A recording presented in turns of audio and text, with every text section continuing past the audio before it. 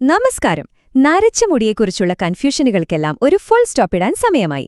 ഒരുപാട് പരസ്യങ്ങളും ഒറ്റമൂലികളും നമ്മൾ കേട്ടിട്ടുണ്ടല്ലേ? എന്നാൽ ഇന്ന് നമുക്കതൊക്കെ മാറ്റിവെച്ച് ഇതിന്റെ പിന്നിലെ യഥാർത്ഥ ശാസ്ത്രം എന്താണെന്ന് ഒന്ന് അന്വേഷിച്ചറിയാം. ഓക്കേ, അപ്പൊ നമുക്ക് ഏറ്റവും വലിയ തെറ്റിദ്ധാരണയിൽ നിന്ന് തന്നെ തുടങ്ങാം. എത്ര വില കൂടിയ എണ്ണ തേച്ചാലും അത് നിങ്ങളുടെ നരച്ച മുടിയെ വീണ്ടും കറുപ്പിക്കില്ല. ഇതൊരു സത്യമാണ്. എന്തുകൊണ്ടാണ് എന്ന് വഴിയെ നമുക്ക് മനസ്സിലാക്കാം. അടുത്തത് നമ്മുടെയെല്ലാം അടുക്കളയിലെ സൂപ്പർ സ്റ്റാർ ഉള്ളിനീര്.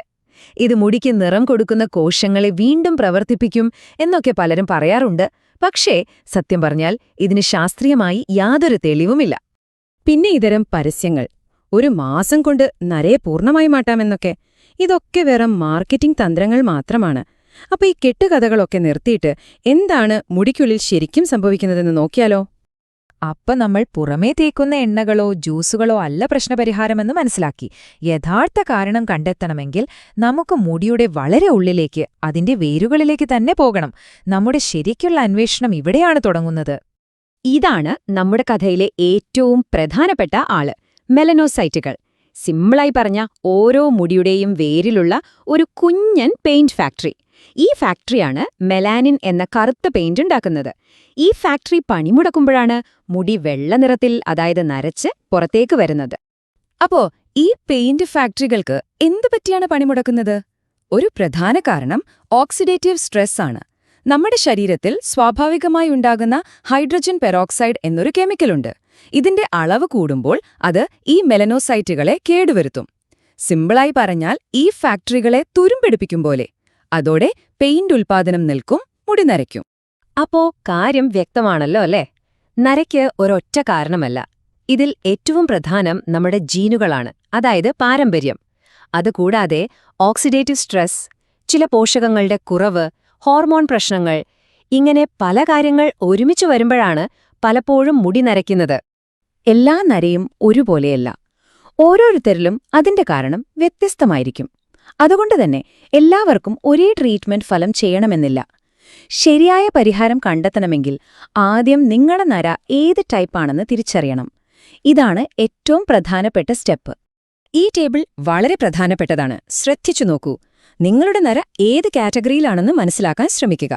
ടൈപ്പ് എ, അതായത് ചെറുപ്പത്തിലേ വരുന്ന നര, അല്ലെങ്കിൽ ടൈപ്പ് ബി, അതായത് പോഷകാഹാര കുറവ് കൊണ്ടുള്ള നര. ഇവ രണ്ടും നമുക്ക് ഒരു പരിധിവരെ മാറ്റിയെടുക്കാനോ തടയാനോ സാധ്യതയുണ്ട്. എന്നാൽ ടൈപ്പ് സി, അതായത് പ്രാരം കൊണ്ടും പാരമ്പര്യം കൊണ്ടും വരുന്നത്, അത് മാറ്റിയെടുക്കാൻ സാധ്യമല്ല. ഓക്കെ, നിങ്ങളുടെ നരയുടെ ടൈപ്പ് ഏകദേശം മനസ്സിലായി എന്ന് കരുതുന്നു. ഇനി അടുത്തതെന്താണ് ചെയ്യേണ്ടത്?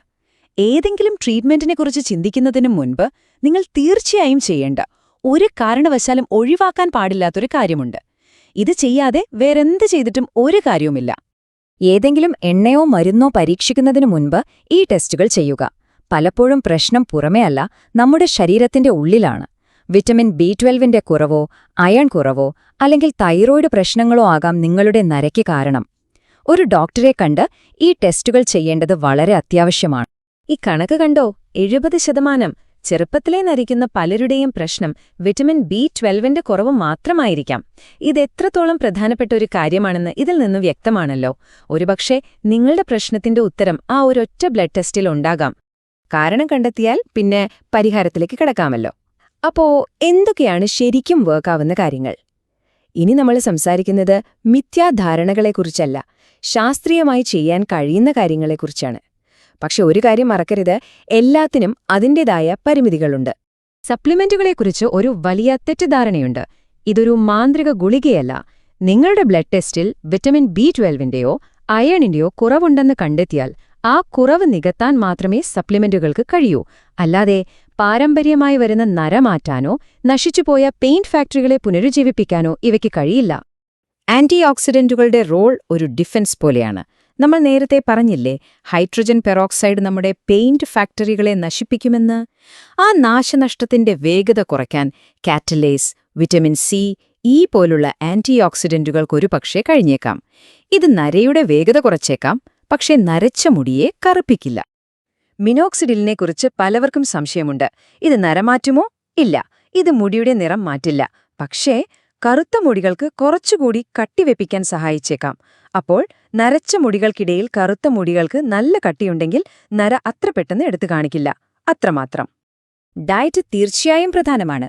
നമ്മുടെ പെയിൻ ഫാക്ടറികൾക്ക് നന്നായി പ്രവർത്തിക്കാൻ ആവശ്യമായ പോഷകങ്ങൾ ഭക്ഷണത്തിൽ നിന്ന് കിട്ടണം. B12 വേണ്ടി മുട്ടയും പാലും, കോപ്പറിനു വേണ്ടി നട്ട്സും, ആന്റി ഓക്സിഡന്റുകൾക്ക് വേണ്ടി പഴങ്ങളും പച്ചക്കറികളുമൊക്കെ കഴിക്കുന്നത് മുടിയുടെ മൊത്തത്തിലുള്ള ആരോഗ്യത്തിന് നല്ലതാണ്. പക്ഷേ ഓർക്കുക, ശക്തമായ പാരമ്പര്യത്തെ മറികടക്കാൻ ഒരു ഭക്ഷണത്തിനും കഴിയില്ല. ഓക്കെ, ഇതുവരെ നമ്മൾ സംസാരിച്ചത് ഒരു പക്ഷേ മാറ്റിയെടുക്കാൻ സാധ്യതയുള്ള നരയെക്കുറിച്ചാണ്. എന്നാൽ എല്ലാ നരയും അങ്ങനെയല്ല. ഇനി നമുക്ക് മാറ്റാൻ കഴിയാത്ത നരയെക്കുറിച്ച് യാഥാർത്ഥ്യബോധത്തോടെ സത്യസന്ധമായി സംസാരിക്കാം. ഇത് അംഗീകരിക്കുന്നത് ഒരു പരാജയമല്ല. നിങ്ങളുടെ നര ടൈപ്പ് സി ആണെങ്കിൽ, അതായത് പ്രായം കൊണ്ടോ പാരമ്പര്യം കൊണ്ടോ ആണെങ്കിൽ, ഏറ്റവും നല്ല കാര്യം അതിനെ ഭംഗിയായി മാനേജ് ചെയ്യുക എന്നതാണ്. ഹെയർ ഡൈ ഉപയോഗിക്കുന്നതോ ഹെന്നയും ഇൻഡിഗോയും ഉപയോഗിക്കുന്നതോ അല്ലെങ്കിൽ നരച്ച മുടിയെ ഭംഗിയായി സ്റ്റൈൽ ചെയ്യുന്നതോ ഒരു കുറവല്ല. അതൊരു സ്മാർട്ട് പരിപാലന രീതിയാണ്. അപ്പോ ഈ വിശകലനത്തിന്റെ കാതൽ ഇതാണ്: നര വരുന്നത് പരമാവധി വൈകിപ്പിക്കാൻ ശ്രമിക്കുക, വരുന്നതിന്റെ വേഗത കുറയ്ക്കുക, മാറ്റാൻ പറ്റാത്തതാണെങ്കിൽ അതിനെ സത്യസന്ധമായി അംഗീകരിച്ചു ഭംഗിയായി പരിപാലിക്കുക. ഇതാണ് ശരിയായ ശാസ്ത്രീയ സമീപനം. അപ്പോ ഇത്രയും കേട്ടതിനു ശേഷം നിങ്ങളുടെ അടുത്ത സ്റ്റെപ്പ് എന്തായിരിക്കും? മാർക്കറ്റിൽ വരുന്ന അടുത്ത അത്ഭുത എണ്ണയ്ക്ക് വേണ്ടി കാത്തിരിക്കുകയോ, അതോ നിങ്ങളുടെ പ്രശ്നത്തിന്റെ യഥാർത്ഥ കാരണം കണ്ടെത്താൻ ഒരു സിമ്പിൾ ബ്ലഡ് ടെസ്റ്റ് ചെയ്യാൻ തയ്യാറാകുമോ?